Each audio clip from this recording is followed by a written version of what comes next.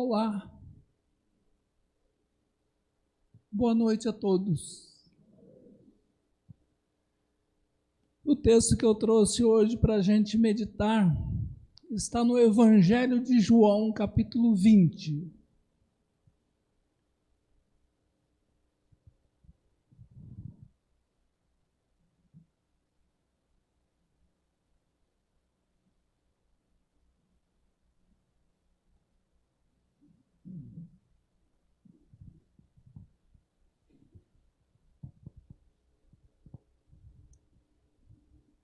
João, capítulo 20, eu vou ler a partir do versículo 19.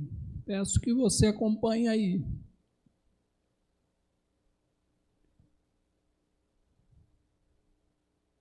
Ao cair da tarde daquele dia, o primeiro da semana, trancadas as portas da casa onde estavam os discípulos com medo dos judeus, veio Jesus, pôs-se no meio e disse-lhes: paz seja convosco. E dizendo isso, lhes mostrou as mãos e o lado. Alegraram-se, portanto, os discípulos ao verem o Senhor.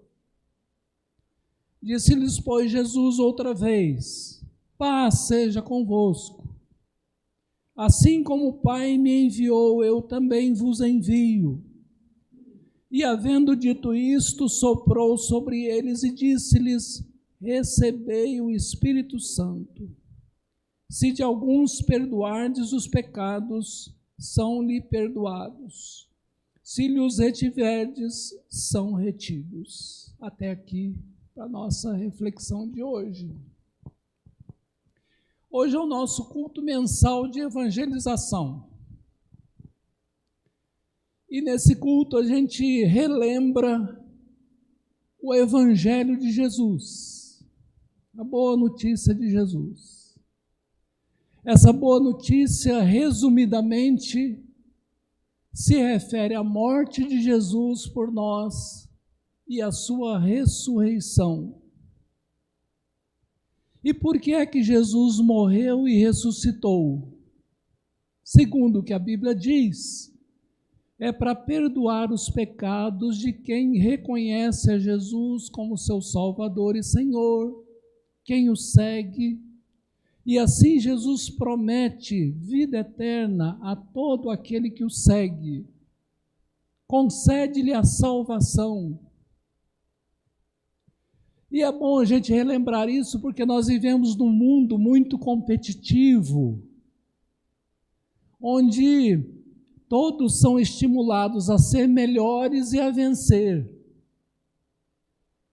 Trazendo esse pensamento para a fé, dá a impressão que a gente precisa fazer alguma coisa e fazer muita coisa para lá no final a gente merecer a vida eterna, merecer a salvação.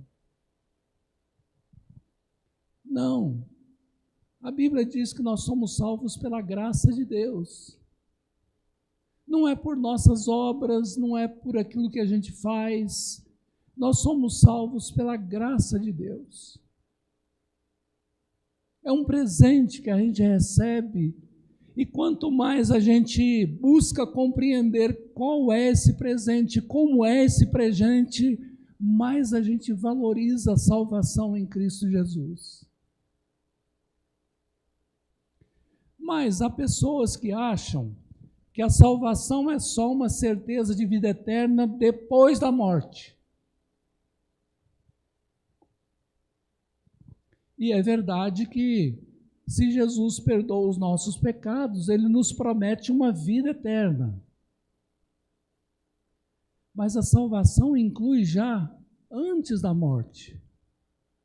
Há muitas bênçãos da salvação que Jesus pode nos dar aqui, enquanto a gente vive, enquanto a gente o segue. Muitas bênçãos. E nesse texto que eu acabei de ler, mostra algumas dessas bênçãos que eu queria compartilhar com vocês. No capítulo 20, no começo do capítulo, nós temos ali a ressurreição de Jesus. Então conta que no domingo de manhã Jesus ressuscitou, isto é, voltou a viver. A partir do versículo 11 mostra ele aparecendo a Maria Madalena. E a partir do versículo 19, conforme eu li, mostra que Jesus se revela, aparece aos seus discípulos naquele mesmo domingo, no final do dia. Então foi no dia da ressurreição que Jesus aparece aos seus discípulos. E o contexto mostra que os discípulos estavam trancados numa sala ou num lugar com medo dos judeus. Porque se os judeus levaram Jesus para os romanos matarem, perseguindo a Jesus, poderiam também perseguir os seus discípulos. Estão ali os judeus com medo, trancados, sem saber o que vai acontecer, e diz o texto que Jesus aparece ali no meio deles. O texto não diz que a porta foi aberta. O Jesus ressuscitado aparece a eles corporalmente, porque mostra para eles as mãos e o lado. Mãos que foram cravadas com prego e o lado que foi cortado com lança. Então foi corporalmente, Jesus apareceu ali. Mas parece ser um corpo de uma qualidade tão maior que a matéria não segura. Mas essa ressurreição não diz respeito só a almas ou espírito, mas diz respeito a um corpo, como que Jesus demonstrou nessa aparição. E aí Jesus então transmite algumas bênçãos para eles.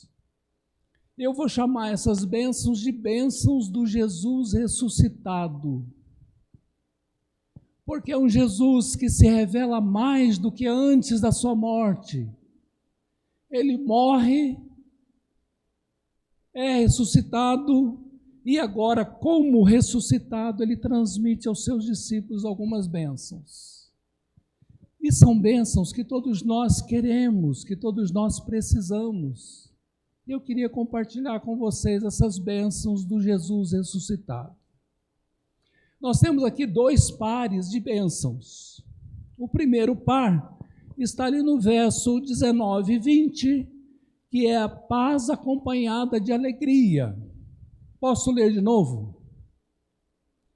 Ao cair da tarde daquele dia, o primeiro da semana, trancadas as portas da casa onde estavam os discípulos com medo dos judeus, veio Jesus, pôs-se no meio deles e disse-lhes: paz seja convosco. Paz. E dizendo isto, lhes mostrou as mãos e o lado. Alegraram-se, portanto, os discípulos ao verem o Senhor. Paz acompanhada de alegria.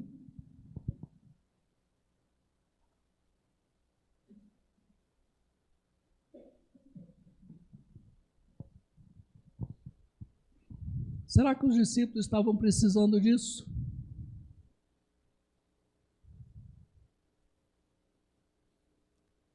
Eu creio que os discípulos estavam lá com 2 sentimentos. O primeiro sentimento era de medo, como já diz aqui, medo de serem perseguidos e mortos. Mas o segundo sentimento é que eles estavam tristes, porque pensando que com a morte de Jesus, o projeto do reino de Deus tinha acabado. Mesmo Jesus tendo avisado os seus discípulos algumas vezes durante os 3 anos que ele ia morrer, ia ressuscitar, mas parece que a ficha não caiu, e quando vem a morte, eles pensam, o projeto acabou.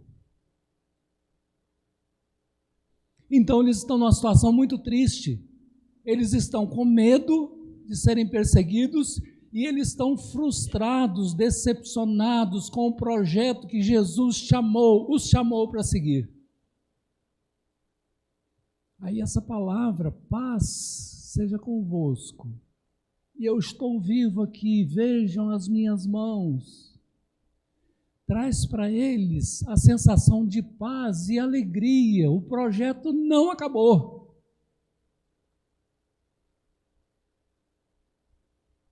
Interessante que a palavra paz, no Antigo Testamento, tem um nome hebraico de shalom.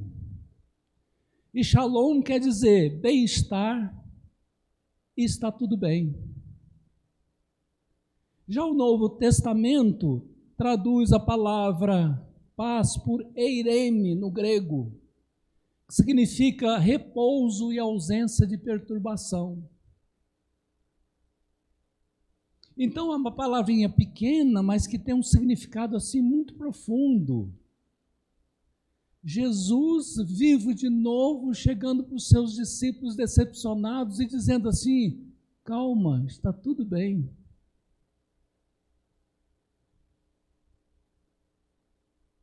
Por que é que Jesus pode falar isso? Porque Jesus vive o reino de Deus, veio trazer o reino de Deus, que é uma realidade invisível, paralela, que corre na nossa realidade, e a gente preso só na nossa realidade, a gente fica com muito medo, com muita tristeza, porque tem muito problema, muita dificuldade. Mas Jesus está anunciando uma novidade, ao reino de Deus. E no reino de Deus tinha um plano, e Jesus veio cumprir um plano, morreu para nos perdoar os pecados, ressuscitou matando a morte, nos dando esperança da vida eterna. Está tudo bem. Talvez se a gente estivesse no lugar de Jesus, a primeira coisa que a gente faria ao aparecer aos discípulos novamente seria dar-lhes uma bronca. Porque, afinal de contas, o que fizeram os discípulos quando Jesus foi preso e foi morto? Deram no pé. Um traiu, os outros desertaram. Era para Jesus, humanamente, chegar para eles e dar-lhes uma repreensão. Não. Jesus diz: paz seja convosco, está tudo bem. O plano está em andamento. Eu estou aqui. Então, eu acho que a salvação que Jesus veio trazer não inclui apenas a nossa esperança para depois da morte, mas inclui também uma vida de paz e de alegria aqui. Seguindo a Jesus, quem é discípulo de Jesus tem condição de experimentar, de viver essas bênçãos de Jesus, do Jesus ressuscitado. Viver em paz e alegria. Todos nós precisamos disso. Mas se a gente olha só para o mundo, só para as dificuldades, a gente tende a ficar perturbado e ficar triste.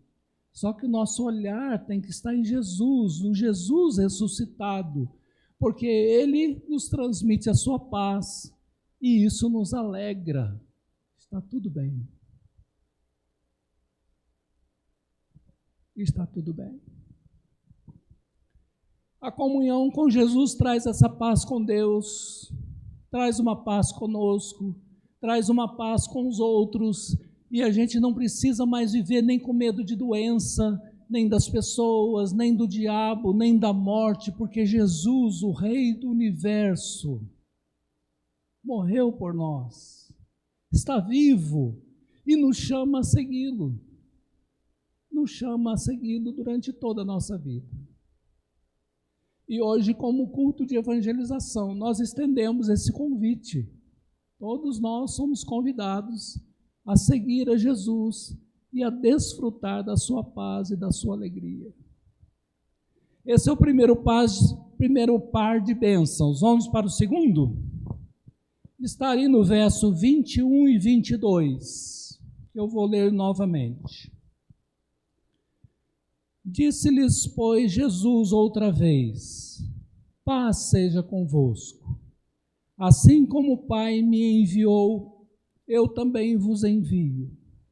E havendo dito isto, soprou sobre eles e disse-lhes: recebei o Espírito Santo.